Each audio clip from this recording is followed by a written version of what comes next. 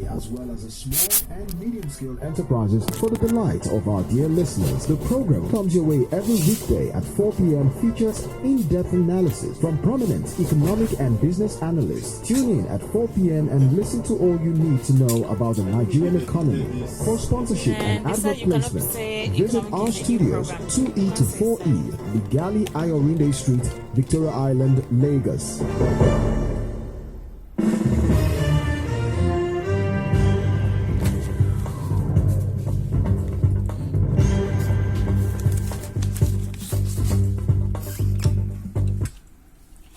Hello then, welcome to today's edition of the Economic News at 4 p.m. on your number one family radio, Inspiration 92.3 FM. My name is Esther Nwachukwu. In the highlights, President Buhari cautions the citizens against frequent strike and avoid actions that showcases the country's differences. International Monetary Fund advised the central bank to unify the country's exchange rate system. And the stock market ends on a negative note. Details shortly. President Muhammadu Buhari has charged Nigerians on the need to avoid actions that showcases the country's differences, but rather work together for a united developmental process. He also cautioned the citizens against frequent strike actions, which he said will hinder the growth and development of the nation. President Buhari made the call during the emblem appeal launch for the 2020 Armed Forces Remembrance Day held at the Council Chamber of the Asarok Villa. And the negative impact of strife and conflicts, and demands that as responsible citizens we must at all times avoid actions that emphasize our differences. There is no doubt that the strength of Nigeria lies in her diversity. It behoves on us, therefore, to engage ourselves in activities and endeavors that feed on our diversity as a source of strength, not weakness. He also promised that the country will not abandon those who have sacrificed their times for the unity of the nation. The International Monetary Fund has advised the Central Bank of Nigeria to unify the country's exchange rate system in order to avoid situations where public and private sector decisions are distorted due to uncertainties. It also said there was a need for government to come up with measures to boost the non-oil revenue in order to spend more on social safety programs. The global body gave this piece of advice during the unveiling of the World Economic Outlook report released in Washington, D.C.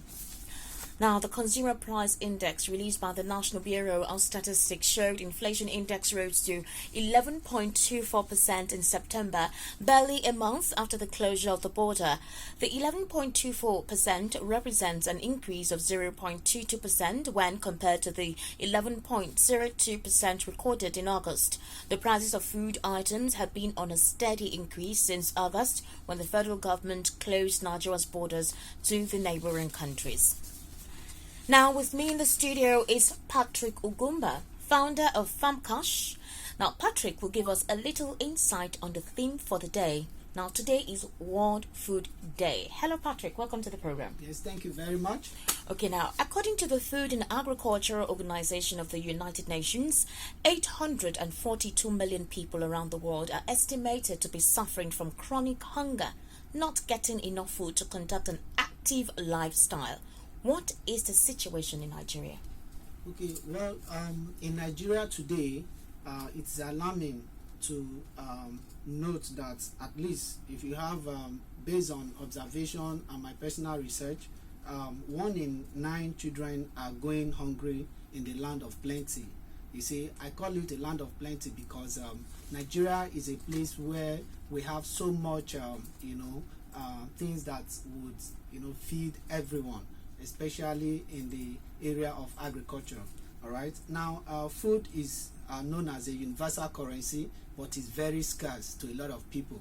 And having said this, it is indeed something to worry about because so many people are actually going hungry.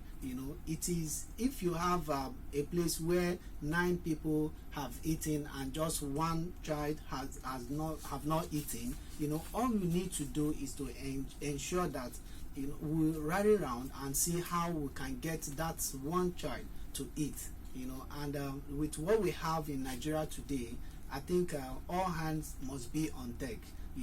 What I see today is not what it used to be, and that is why every sector need to come on board and ensure that we are doing exactly what we have to do, from the farmers, the consumers, and everyone. And that is to say that we must ensure that things are going the right way. All right. Okay. The second question I want to ask you is relatively what a lot of us experience on a daily basis. Now, it seems like to have a good, healthy feeding lifestyle, you need to have money, meaning that your income is estimated to be between probably 250,000 or 300,000 and above, which shouldn't be the case. It means that if you're not earning up to that, or even you're not earning up to average of a certain income in the country, then there's some certain food lifestyle that one wouldn't be privileged to have access to. But the question is, how do we address that? Okay, it is very simple.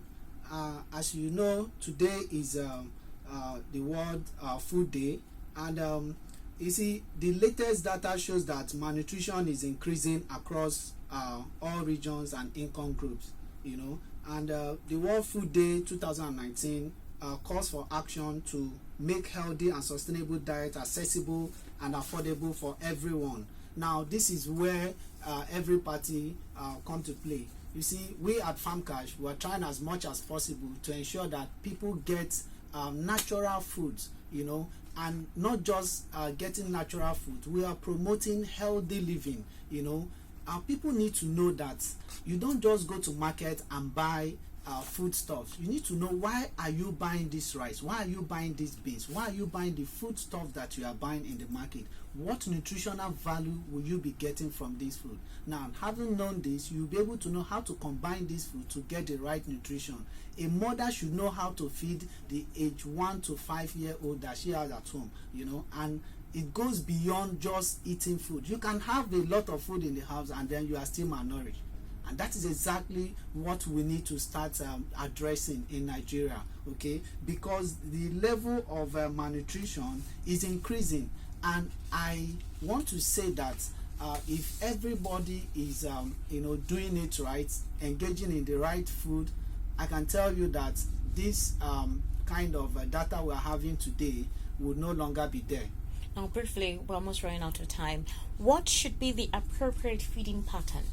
Okay, the appropriate feeding pattern, like I usually advise most of my clients, is just go through the DAR system of feeding. That will not permit me to actually explain the DAR system of feeding. And but just quickly, what is DAR? DAR is just an acronym for detoxification, assimilation, and then rejuvenation.